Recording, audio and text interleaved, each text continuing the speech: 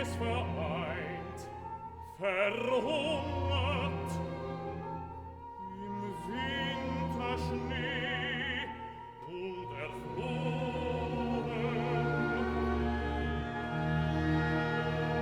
Kniet nieder und weint.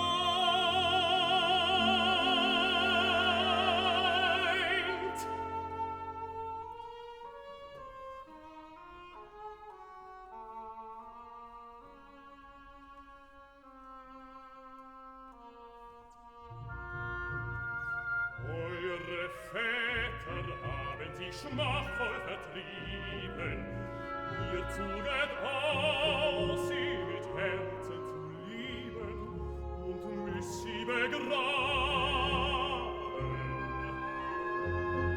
So sollen sie endlich ein Königsbett haben. Ein Königsgrab, hoch über Tal und Strom, am Bergeshang, unterm Winterdom.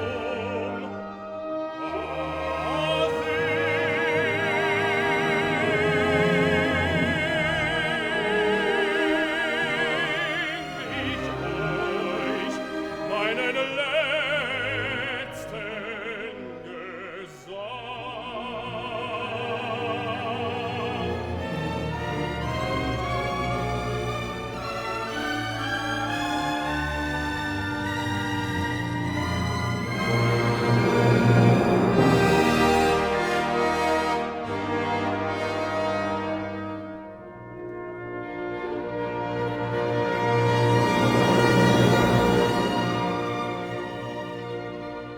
Und spielt ich die letzte Melodie, dann brech ich meine Fäden entzwei und werf sie den Königskindern ins Grab.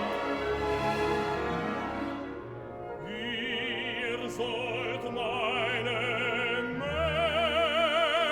Menschenorgel werden, in allen Tagen sehen.